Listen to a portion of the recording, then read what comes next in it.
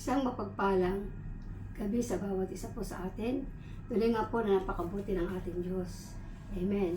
Ako po ay nagagalak at muli tayo po ay nagkita-kita sa gabi ito. Tuloy nga na ako po ay nagpapasalamat sa katapatan, sa kabutihan ng Diyos at nakikita ko po ang ating pong mga volunteers ay super sipag po.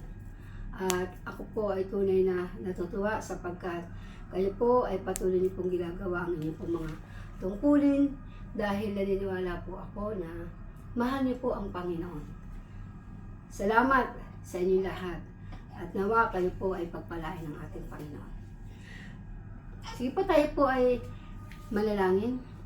O dakila Ama na makapangyarihan sa lahat, tuloy nga po na sa oras pong ito, Lord, muli tinataas namin ang dakilang pangalan. Wala kang katulad, Panginoon. Salamat, Lord God, sa kabutihan na ginagawa mo po sa bawat isa sa amin. Salamat, Lord God, dahil tuloy nga po kahit kailan hindi ka nagkulang, Panginoon. Tapat ka sa iyong mga pangako, Panginoon, na bagamat kami ay dumaraan sa mga iba't ibang mga pagsubok sa buhay, Ama, naranasan namin palagi ang iyong pagsama sa amin.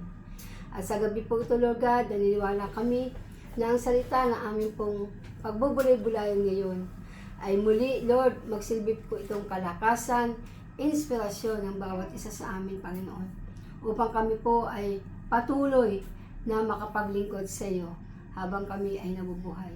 Salamat po, Ama, pagpalain mo po ang bawat isang nakikinig sa gabing ito. Salamat po sa pangalan ni Jesus. Ang lahat ay magsabi ng Amen and Amen. Praise God! Mabuhay po tayo lahat at ang aking pong ibabahagi sa inyo sa oras na ito ay ang sinabi po ng Biblia na makikita po natin sa Pahayag 2:4.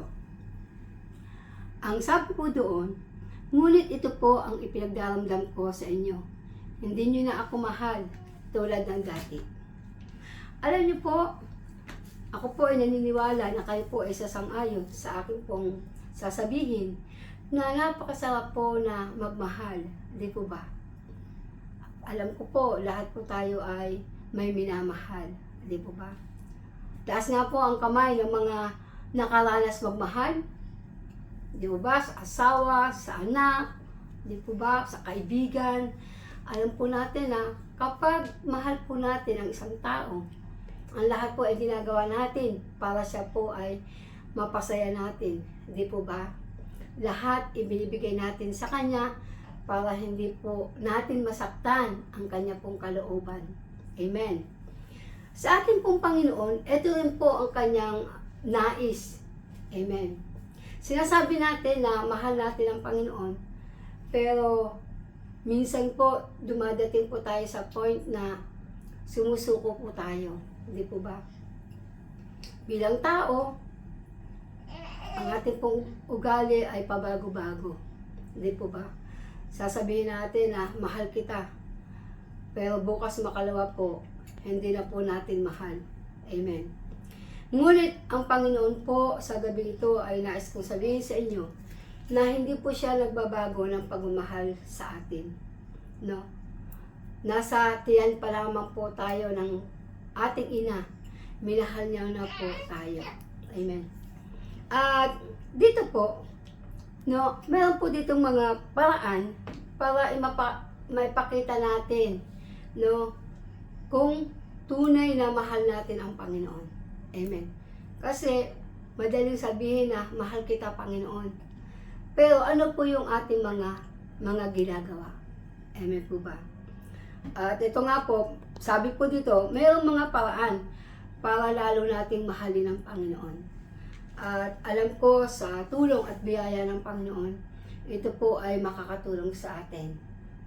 I pray na ito pong mensahe ng Diyos ngayong gabi ay tuloy nga po na tumimo sa ating mga puso at maipamuhay po natin ito. Amen po ba? Sabihin mo sa iyong katabi, handa ka bang makinig?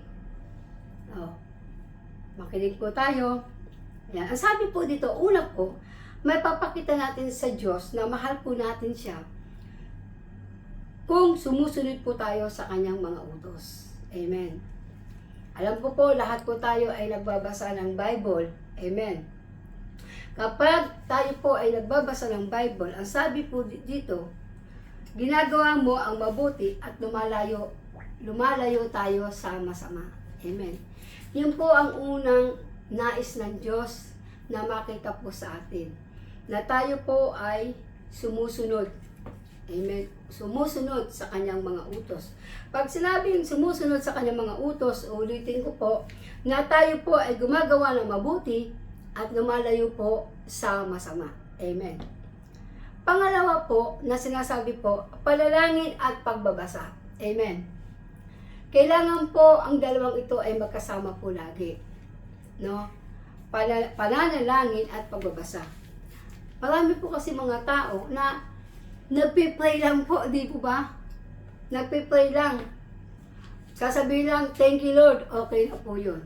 Di po ba? Pero ang sabi po ng Panginoon dito, sabi, naglalaan ka ng oras para makausap siya at malaman ang kanyang kalooban. Amen. Kasi po ang pananalangin ay pakikipag-usap mo sa Diyos. At ang pagbabasa po ng Biblia, ang Diyos po ang nagsasalita sa atin. Maliwanag po, huwag po nating paghihiwalayin po ang dalawang ito. Kailangan kapag nananalangin ka, magbabasa ka rin po ng Biblia para marinig mo ang tinig ng Diyos. At kapag nagbabasa ka naman, kakausapin ka po ng Panginoon. Amen.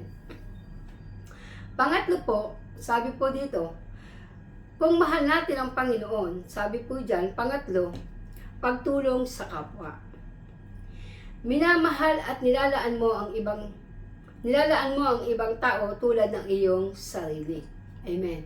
Pag sinabi mong mahal mo ang Diyos, ipakita po natin sa ating kapwa na mahal po natin sila.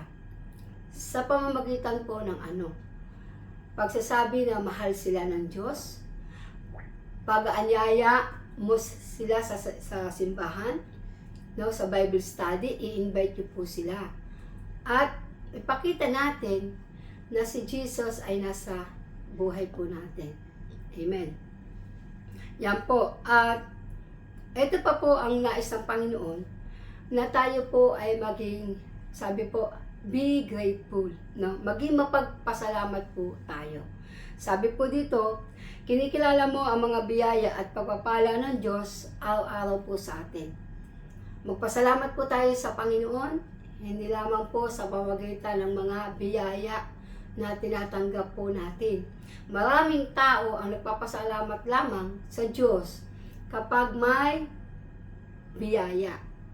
Pero pag wala na pong biyayang natatanggap, kaya pa po ba natin magpasalamat? Di po ba? Sabi nga po sa 1 Thessalonians chapter 5, no? Sabi po doon, verse 18, always give thanks to the Lord. Lagi po tayong magpasalamat sa Diyos. Anumang sitwasyon, meron po tayo. May pagsubok man o wala, may biyaya man o wala, magpasalamat po tayo sa Panginoon. Amen. At tunay nga po, kapag ito po ay atin pong nagawa, ang Diyos po ay nagagalak sa atin. Ang sabi pa po dito,